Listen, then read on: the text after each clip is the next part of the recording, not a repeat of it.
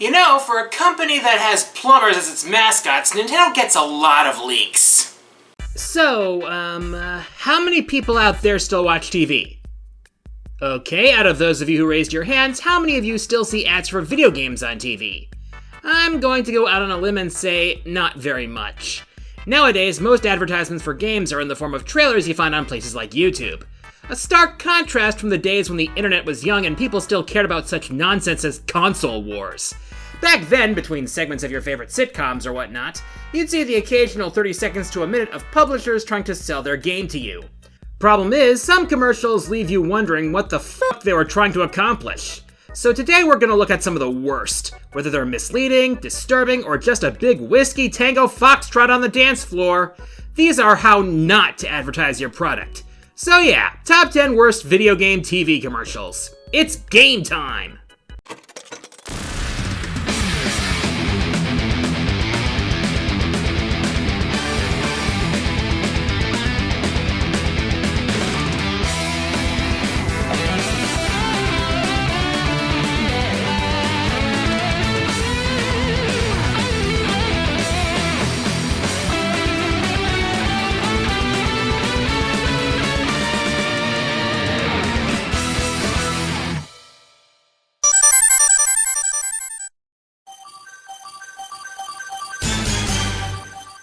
As much of a fan as I am of Mega Man, the public at large can have too much of a good thing. In and around 2001 alone, there were no less than 7 released games and ports in the franchise. Mega Man X5, Mega Man X6, Mega Man Extreme 2, Mega Man Legends 2, the first 2 Battle Network games, not to mention the ports of the first Legends game to PC and N64. So that would mean a lot of ads for these games, right? Right? Blue Bomber's back! Capcom's big idea for promoting their Mega Man games was just to make one big stream of consciousness ad featuring a bunch of kids just gushing about Mega Man with little to no gameplay footage. The whole thing just looks unprofessional. And as fun as it could have been to have kids talking about how fun Mega Man is, the way they went about it just comes off as dull.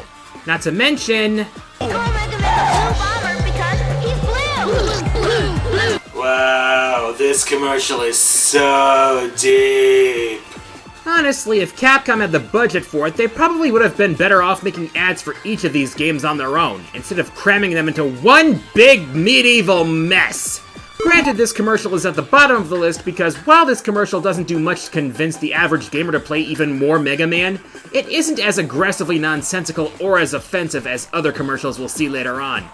However, perhaps a little more actual substance could have gone a long way.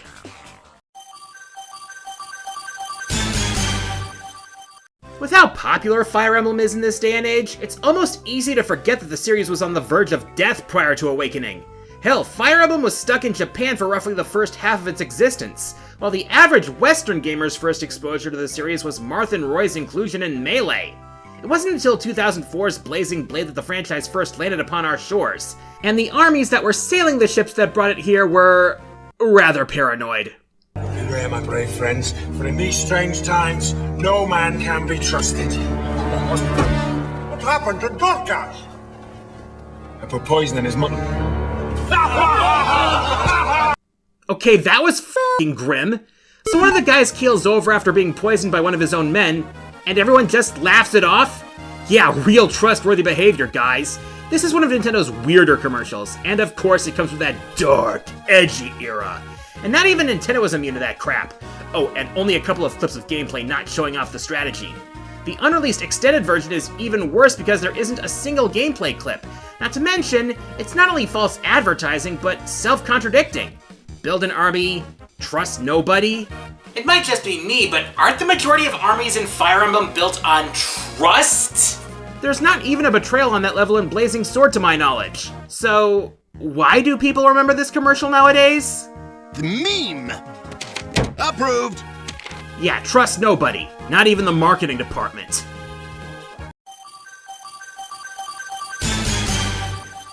Okay, full disclosure here, but a majority of the commercials here are for Nintendo products, and I should make one thing abundantly clear here. I never said that these would only be from the United States.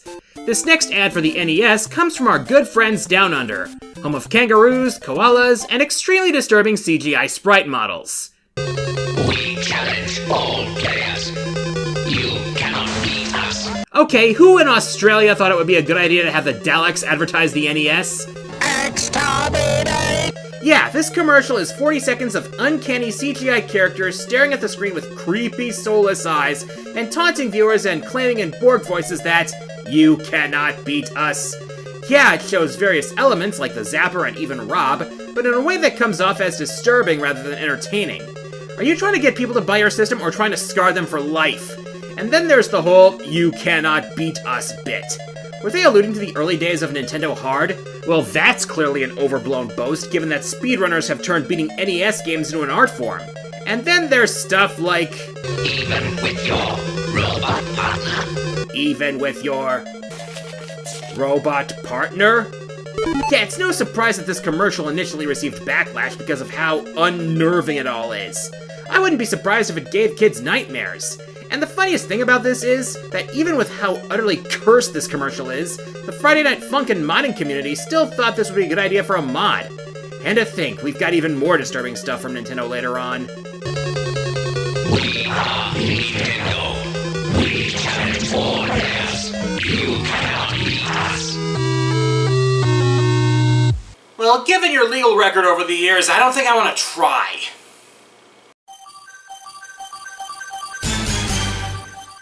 Look, when you take aim at the king, you sure as hell better not miss. And when Tiger Telematics tried to break into the handheld gaming market to take on Nintendo, they missed hard with the Gizmondo. A poorly constructed mess of a handheld, it was known for having terrible build quality, a severe lack of games, the extravagant spending of its company, a desperate promotional campaign which brought in superstars, and, oh, I don't know, one of the founders of the company being linked to the Swedish Mafia? Oh, and it had two different models, one selling for $400 and the other cheaper model which included ads, an odd presage for smartphone apps nowadays. Not helping matters one bit was its advertising campaign. According to all principles, it's too heavy for its wings. It just can't fly. But no one has told this to the bumblebee. So it flies and flies. He doesn't care much about principles, do you? Me. Now where have I heard this before?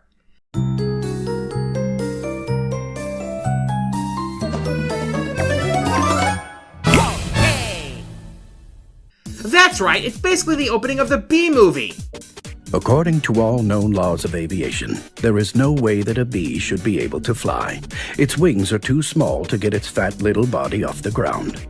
Now, aside from being downright weird for a game system commercial, what did this ad do? It didn't show off any gameplay from any games, it didn't show off any of the system's superfluous features like GPS, digital camera, or cellular connectivity. It doesn't do a goddamn thing to convince us that this $400 handheld is worth buying over a DS or PSP with games and accessories. All it does is use an abstract metaphor for the cockiness of this company, with all this new stuff that would be done better by cell phones years later. If you're gonna advertise your system, you gotta show off what it can do, not use some unusual representation of what you claim your crap can do.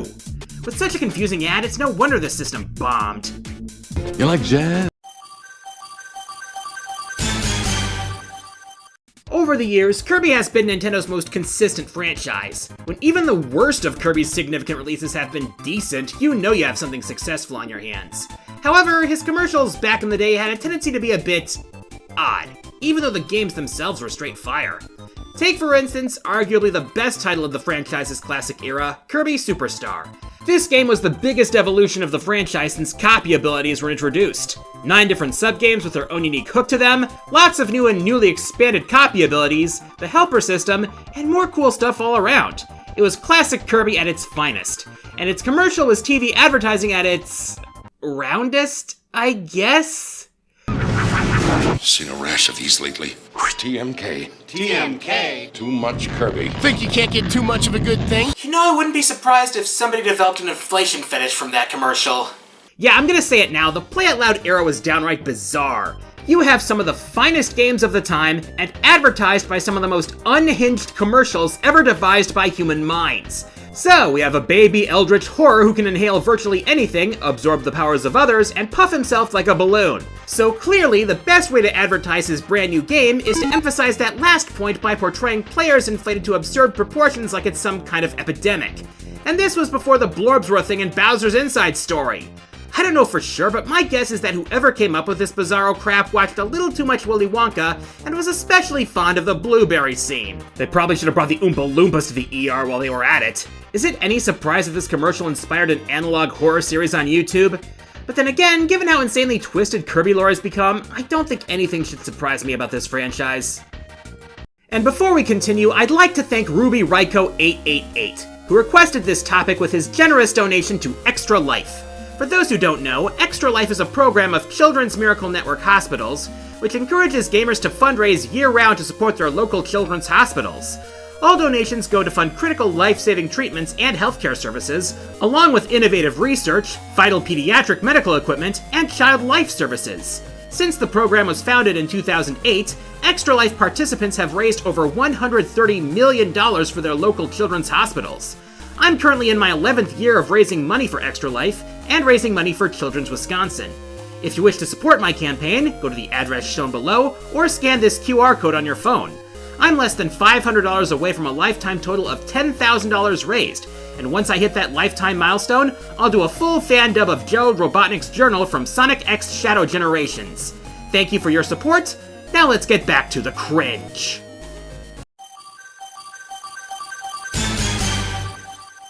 The Wii U is a sad, sad case. It had some really good ideas, and there were some good games. I know this because several of them found success on the Switch, but the system itself just couldn't really get anything going. And a good part of that came down to poor marketing. Confusion over the name of the system, uncertainty whether this was a new system or just some accessory for the already existing Wii. The whole thing was just a mess. And the ads? Oh boy. I know we should be getting past throwing around the word cringe like it's a hot potato, but these commercials in particular... We'll make this quick. Oh dear. Look, if you're gonna market your system, are you sure it's a good idea to have kids make their case like they're in an office meeting? Kids don't spend their days outside of school in a freaking cubicle. These ads come off as some kind of cringe presentation rather than talking about a family system. Yeah, I look like I've been upgraded. Acting! And this one? Treating family time like some sort of competition? Kids acting like they're some sort of coaches? Is this gonna convince the average parent that they need Wii Sports Club? I'm gonna keep it real with you, coach. This ain't it. And then there's this one. We already have a Wii, Sweetiekins. Okay, when you're trying to sell your system, the last thing you want is to lampshade one of your big issues. Honestly, these ads are just baffling, and they did their system no favors with this. Hey, couldn't we have gotten the guys in the smart car from the Wii commercials back?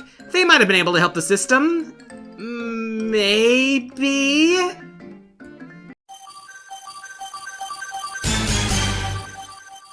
One thing I learned when looking into the suggestions I got for this list is that no territory is immune from absolutely unhinged Nintendo commercials. Take, for example, Metroid Prime 2 Echoes, which I'm wondering where the remaster for that game is, by the way.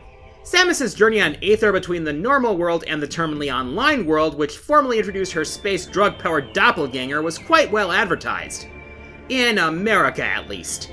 The American ad reeks of early 2000s, but in a good way, with the imagery of the power suit assembling on the actress, the badass tagline, and of course gameplay scenes that actually help sell the game.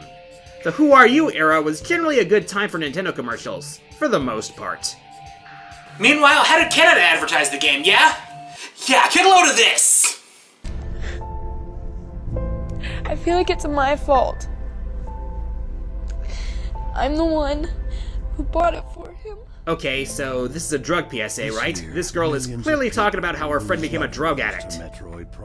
Wait, this is about the game? You're joking, right? Alright, who thought this was a good idea? I ask you. Portraying this like an overly dramatic PSA likening the game to drug use? Okay, if you squint in precisely the right way, you can maybe make the comparison between Phazon and drugs, but that's more appropriate for the third game. Or, if you're some lawyer desperately trying to keep from becoming irrelevant, you could feebly mention studies on video game addiction to justify this ad, but you'd probably be laughed out of the courtroom. This commercial sounds like it's trying to discourage people from buying the game, which again, I have to ask, how is this a good business strategy for a marketing campaign? You want people to actually buy and play your game, not scare them away with some pseudo-drug bullcrap. Oh, and there's no gameplay to show in this ad, because talking about a game without showing it will certainly convince people to buy it. Phazon. Not even once.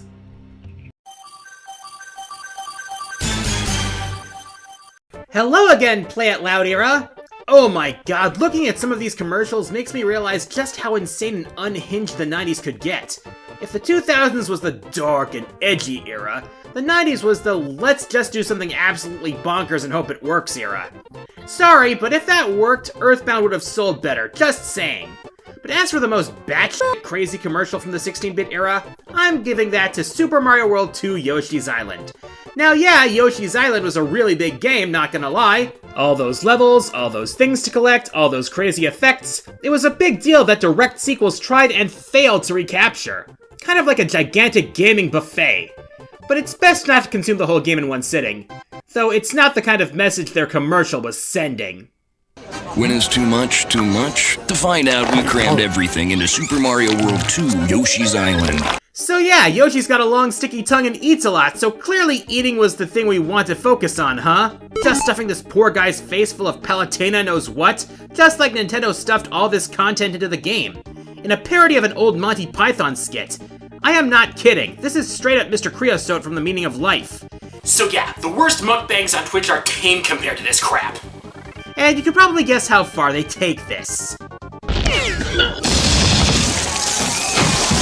Hey, if something serves a double purpose, I'm gonna use it. After all, the sound should be enough. I'm not subjecting you to the visuals. I have some standards. Honestly, any line that was legal to cross in terms of advertising, Nintendo was willing to cross it.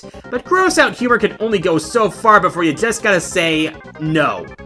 When we said throw stuff at the wall and see what sticks, we didn't mean literally. Besides, America's got enough obesity problems. We don't want to encourage things.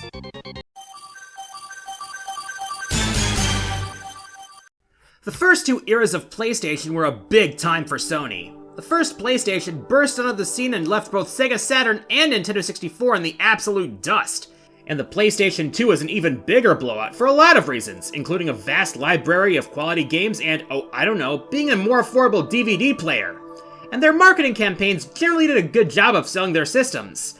Then comes the PS3 and... $599 US. Giant enemy crab. Ridge Racer! Oh boy. Yeah, Sony hasn't been able to fully recapture the magic of its first two eras of gaming. The PS4 did really well, but the PS3 did not get off to a good start. Were it not for the Red Ring of Death, the Xbox 360 wouldn't have even given Sony a chance to recover, which the PS3 eventually did. But not without some massive growing pains. Yeah, the commercials did not do the system any favors. The Rubik's Cube commercial was trying to show off the revolutionary cell processor in some abstract way, but when it comes to being unhinged...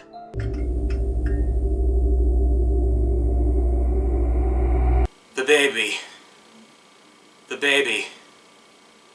The baby. What were they going for here?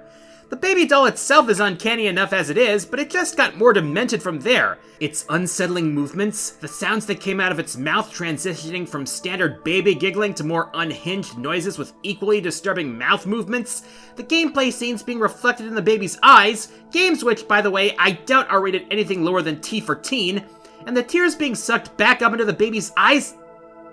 Just what are you trying to show off about your system? I don't see what the message is here. It's just so bizarre and nonsensical that if anything, it would have made me less likely to buy the system. And if your target audience is teens and young adults, why use a baby doll? I don't understand Sony sometimes. Now before we move on, here are a few dishonorable mentions. Special Friend, Pac-Man 2 The New Adventures. This one is just demeaning. Yokai is Why, Yokai Watch. Even the 3DS wasn't immune to unhinged commercials. PSP Squirrels. This campaign is just nuts. Parkour Practice, Prince of Persia, The Two Thrones. Guess the Aussies weren't afraid to show blood. Race Like a Big Boy, Blur. Crash to Get Away with Mocking Mario. This didn't. And now let's see what the Arcade Nation has to say with this month's patron picks. The rap commercial for Zelda Link's Awakening. It's such a tonal whiplash that it takes you out of the moment just to be hip. At least the one in Japan's a classic. The commercial for Wildlife Country Club True Golf Classics on the N64. I genuinely want to know who thought it was a good idea to advertise a golfing game that's rated E by having a woman in labor and her water breaking on daytime television, no less. Maximilian Dude was right to call this the most insensitive and disgusting commercial ever. Like, ugh. My pick for the worst video game commercial would have to be Dead Space 2. I get that it's trying to do a similar style to those 90s commercials, but it just comes off more awkward this time around. Dr. Mario's just such a fun puzzle game. I just have the words for how I find this so lame.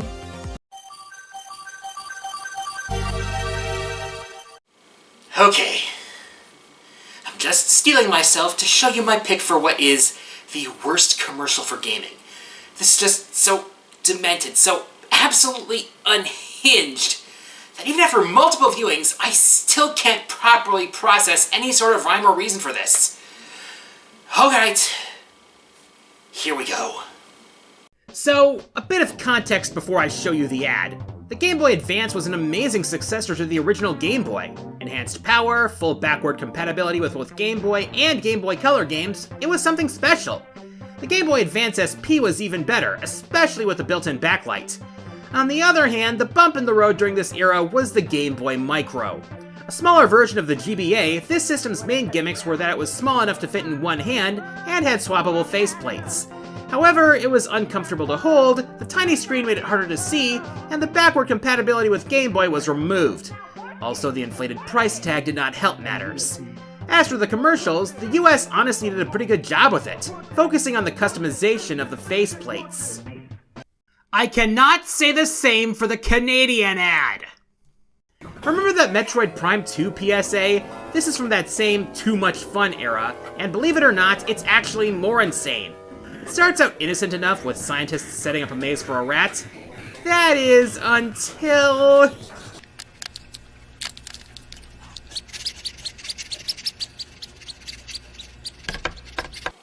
Family. Company. What were they going for here, and how did they figure that doing that was going to accomplish it? Either that's some crazy and demented CGI, or they had to train the rat to go down on the Game Boy Micro like that for the ad. How did they do this? Why did they do this? Was somebody high up their ass and thought this was how Pikachu was born or something? And the reaction of the scientists just makes it even worse. I don't, for the life of me, see how an ad like this was supposed to help sell this stylish new model of the Game Boy. I can't. Rat, micro, trained, maze, lab, system, what?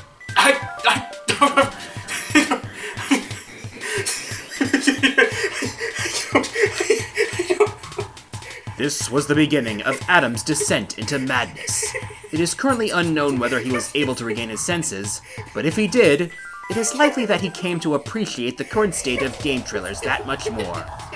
You've been watching The Quarter Guy, and until next time, the arcade is closed.